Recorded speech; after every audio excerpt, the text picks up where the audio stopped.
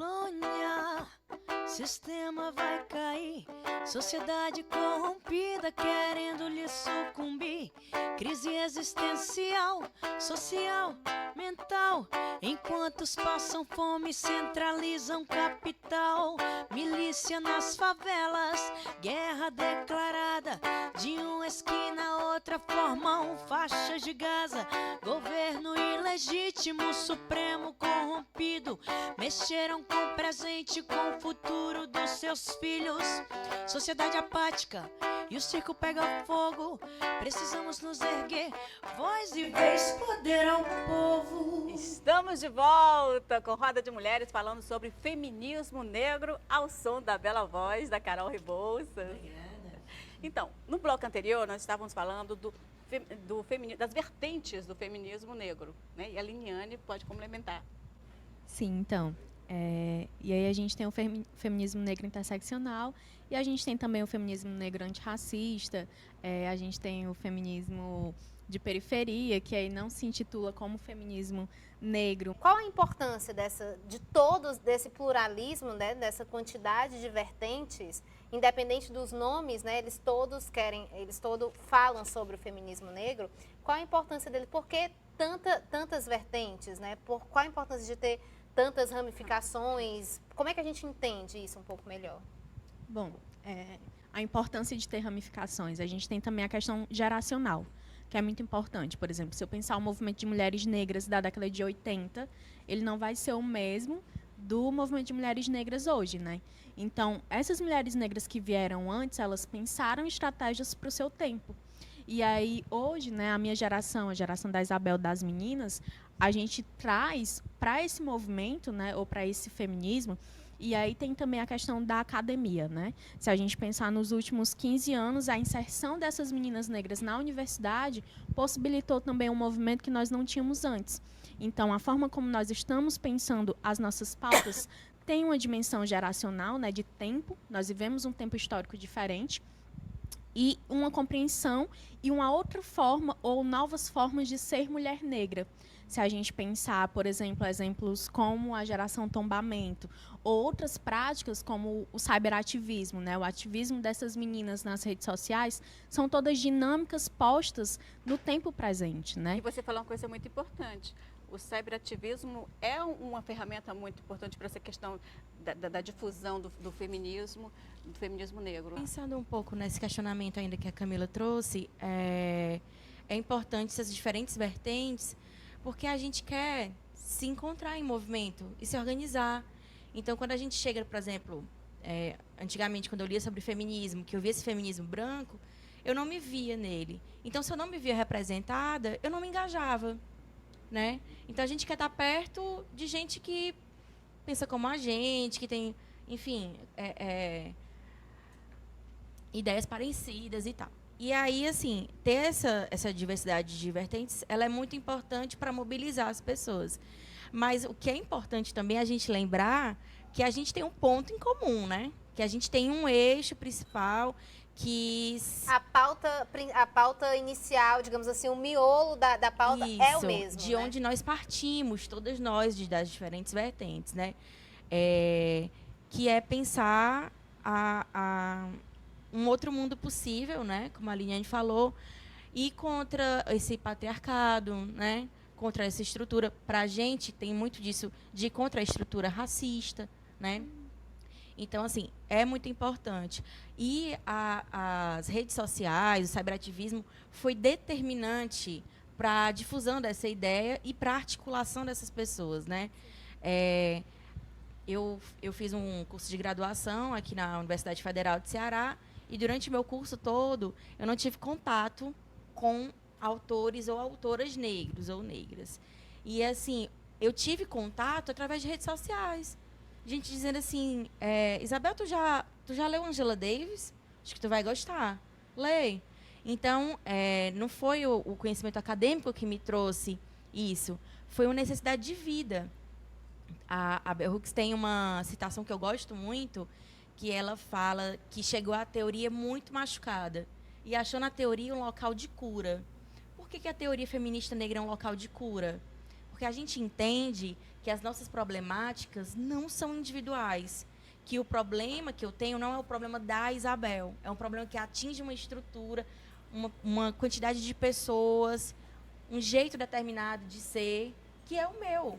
Então, quando eu estou junto dessas mulheres que pensam como eu, que se parecem comigo, né, é mais fácil de se mobilizar contra essas questões, né? Antigamente, ninguém falava sobre solidão da mulher negra, né? Sobre a saúde da mulher Sobre negra. a saúde né? da mulher negra. Ninguém falava sobre isso. Sobre o afeto da mulher negra. Sobre os afetos. E hoje em dia é um papo super... Não, e tem muitas mulheres na internet hoje Recorrente. dando voz a isso.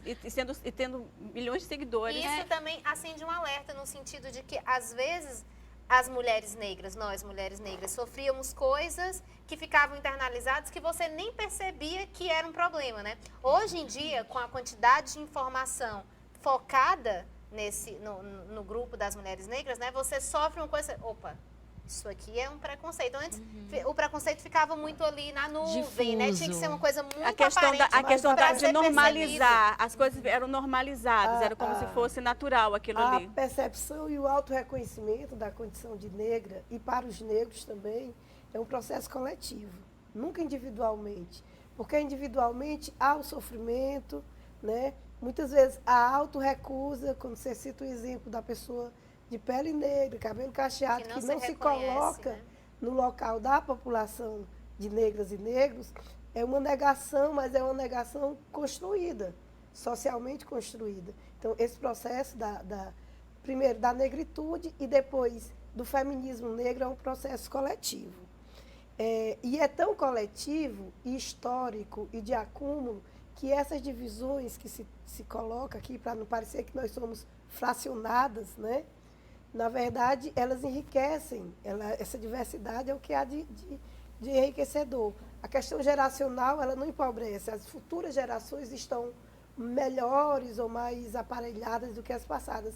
Porque as nossas ancestrais, elas nos trazem informações das suas condições de mulheres, e mulheres escravizadas, e mulheres dentro da diáspora, que nos enriquecem do ponto de vista histórico, como um espelho para onde nós olhamos, nos percebemos e coletivamente nos identificamos. Isso, e é esse o Marti, grande processo eu acho pelo qual interessante. nós caminhamos hoje, eu acho que é um acúmulo maravilhoso.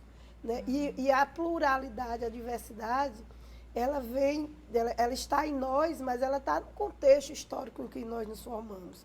É por isso que a visão colonialista, ela não nos satisfaz, ela não nos representa, porque ela é branca, ela é europeizada, ela tem um único perfil, e nós queremos os perfis diversos, inclusive de gênero, inclusive de raça, né?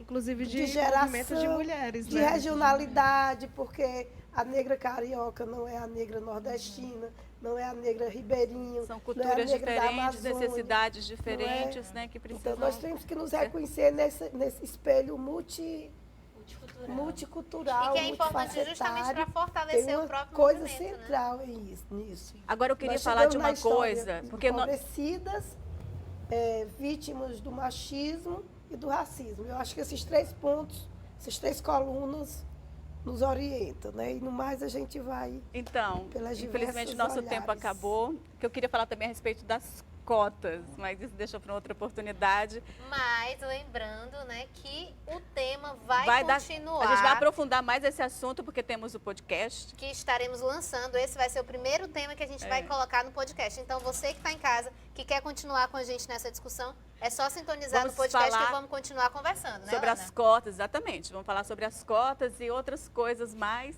Mas no momento a gente vai ter que encerrar, porque o nosso tempo é curtinho. Vamos ficar aqui com a voz da Carol. Mas antes, Carol, fala um pouquinho a respeito do teu trabalho, como é que tá? Sim, vou entrar numa questão de autoafirmação. Assim, nesse meu novo trabalho eu me reconheci enquanto indígena também, né? Sou neta de índia e durante um bom tempo eu me reconheci somente enquanto negra.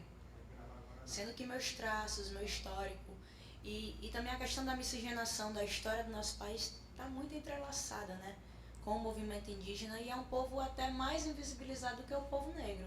É mais fácil se reconhecer enquanto negro do que se reconhecer enquanto índio. E aí, nesse novo trabalho, eu tô me reafirmando enquanto cabocla, apesar de também ser negra, né? Acho que não é uma negação, é uma dupla afirmação. E aí, nesse sentido, trazendo mais músicas de raiz, trazendo um pouco mais da nossa ancestralidade, inclusive da nossa cultura afro. Então, eu estou num processo de ressignificação também no meu trabalho, nesse sentido. Muito bacana. E fala as tuas redes sociais, onde o pessoal pode te acompanhar. No Instagram é a Cabocla, no Facebook é a Carolina Rebouças. E assim a gente pode manter contato, trocar umas figurinhas, conhecer um pouco mais do trabalho. E o que é que você trouxe para encerrar o nosso programa? E antes, agradecendo mais uma vez a participação de todos vocês que contribuíram muito para essa nossa conversa. Muito obrigada. Respeita as minas, respeita os gays. Queremos viver intactas. É tanto caso escroto e a sociedade se mantém calada. O mundo tá vivendo em crise, a sociedade caminhando ao caos. E eu vim pra passar minha mensagem, como consequência, ganhar uns real. Politicagem cultural tem artistas se afundando em lama. Represento minhas áreas, comunidade do Dendê, chapa. Por isso não me iludem fama. Tá tudo muito complicado, mas eu sigo sem perder minha fé. Afinal sou brasileira, negra, cabocla, nordestina, todas nós e muito mulher.